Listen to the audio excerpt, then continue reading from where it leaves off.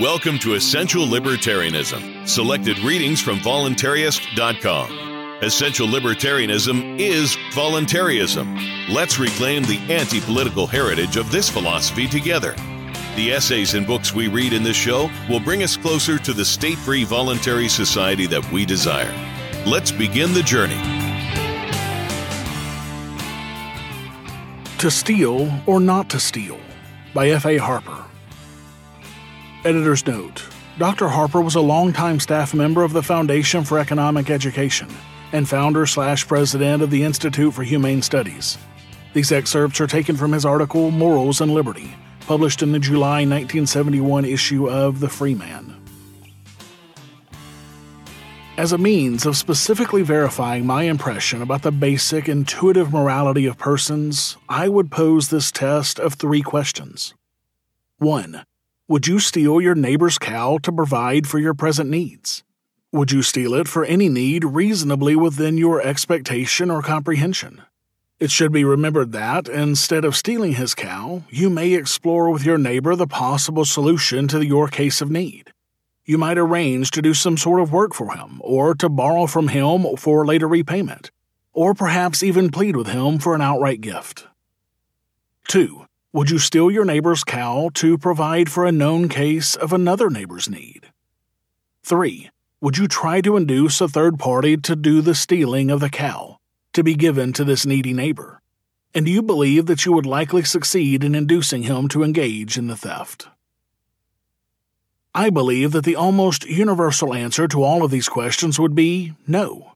Yet the facts of the case are that all of us are participating in theft every day. How? By supporting the actions of the collective agent which does the stealing as part of the welfare state program already far advanced in the United States. By this device, Peter is robbed to benefit Paul, with the acquiescence, if not the active support, of all of us as taxpayers and citizens. We not only participate in the stealing and share in the division of the loot, but as its victims we also meekly submit to the thievery. Isn't it a strange thing that if you select any 3 fundamentally moral persons and combine them into a collective for the doing of good, they are liable at once to become 3 immoral persons in their collective activities? The moral principles with which they seem to be intuitively endowed are somehow lost in the confusing processes of the collective. None of the 3 would steal the cow from one of his fellow members as an individual, but collectively they all steal cows from each other. The reason is, I believe, that the welfare state, a confusing collective device which is believed by many to be moral and righteous, has been falsely labeled. This false label has caused the belief that the welfare state can do no wrong, that it cannot commit immoral acts, especially if those acts are approved or tolerated by more than half of the people, democratically. This sidetracking of moral conduct is like the belief of an earlier day. The king can do no wrong.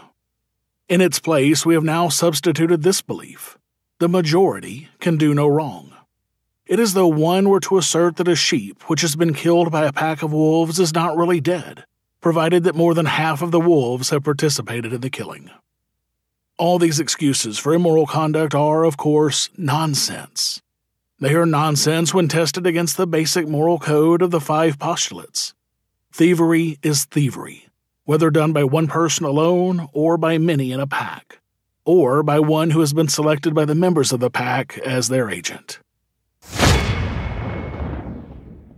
Voluntarism is perhaps the most important libertarian philosophy, and this podcast is designed to give you a piece of that. But there is a ton of other information out there on the topic of voluntarism. This is why we've compiled an easy list of great voluntarist resources in one location as a one-stop shop for the very best voluntarist content out there. From authors such as Lysander Spooner, Henry David Thoreau, Etienne de la Boétie, Larkin Rose, Carl Watner, Herbert Spencer, and more at essentiallibertarianism.com/books. The best part is that every time you buy something from that list, you help support this show without having to pay a penny extra. So go to essentiallibertarianism.com/books today to start or accelerate your journey to the only non-political, non-violent strategy to achieve a free society and help us delegitimize the state. EssentialLibertarianism.com/books. Thou shalt not steal, except. It seems that wherever the welfare state is involved, the moral precept, thou shalt not steal, becomes altered to say, thou shalt not steal, except for what thou deemest to be a worthy cause, where thou thinkest that thou canst use the loot for a better purpose than wouldst the victim of the theft. And the precept about covetousness, under the administration of the welfare state, seems to become, thou shalt not covet, except what thou wouldst have from thy neighbor who owns it. Both of these alterations of the Decalogue result in complete abrogation of the two moral admonitions, theft and covetousness, which deal directly with economic matters. Not even the motto, "In God We Trust," stamped by the government on money taken by force in violation of the Decalogue to pay for the various programs of the welfare state, can transform this immoral act into a moral one. Herein lies the principal moral and economic danger facing us in these critical times. Many of us, albeit with good intentions, but in a hurry to do good because of the urgency of the occasion, have become victims of moral schizophrenia. While we are good and righteous persons in our individual conduct, in our home community, and our basic moral code, we have become thieves and coveters in the collective activities of the welfare state in which we participate and which many of us extol. Typical of our times is what usually happens when there is a major catastrophe, destroying private property or injuring many persons. The news circulates and generates widespread sympathy for the victims. So what is done about it? Through the mechanisms of the collective, the good intentions take the form of reaching into the other fellow's pocket for the money with which to make a gift. The Decalogue says, in effect, reach into your own pocket, not into your neighbor's pocket, to finance your acts of compassion. Good cannot be done with the loot that comes from theft. The pickpocket, in other words, is a thief, even though he puts the proceeds in the collection box on Sunday or uses it to buy bread for the poor. Being an involuntary Good Samaritan is a contradiction in terms.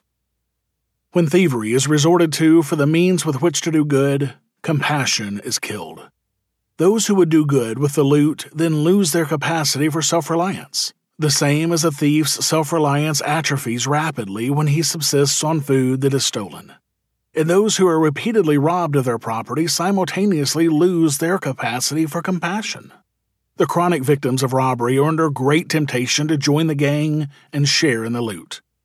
They come to feel that the voluntary way of life will no longer suffice for needs, that to subsist they must rob and be robbed. They abhor violence, of course, but approve of robbing by peaceful means. It is this peculiar immoral distinction which many try to draw between the welfare state of Russia and that of Britain. The Russian brand of violence, they believe, is bad. That of Britain, good. This version of an altered commandment would be, thou shalt not steal, except from non-resisting victims. Under the welfare state, this process of theft has spread from its use in alleviating catastrophe, to anticipating catastrophe, to conjuring up catastrophe, to the need for luxuries for those who have them not. The acceptance of the practice of thus violating the Decalogue has become so widespread that if the Sermon on the Mount were to appear in our day in the form of an address or publication, it would most likely be scorned as reactionary and not objective on the realistic problems of the day. Forgotten, it seems, by many who so much admire Christ is the fact that he did not resort to theft in acquiring the means of his material benefactions, nor did he advocate theft for any purpose, even for those uses most dear to his beliefs. Editor's Addendum. I continue to harp on the fact that taxation, for whatever purpose, is theft, and this piece reinforces my contention that even the most limited government must violate the stealing commandment. The purpose behind the stealing is immaterial. It does not matter. If the stealing is for government protection from criminals or government provision of welfare. Note Harper's description that many have become victims of moral schizophrenia, meaning that such a person acts honestly in his day-to-day commercial activities, but sees no dishonesty when it comes to forcing people to pay taxes.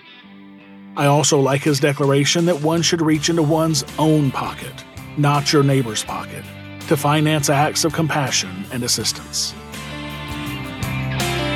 Thank you for listening to Essential Libertarianism. You can check out the archives of all of our episodes at essentiallibertarianism.com. And you can subscribe to future episodes on any podcatcher, including Apple Podcasts, Stitcher, Google Play, and more. This has been a Pax Libertas Productions podcast.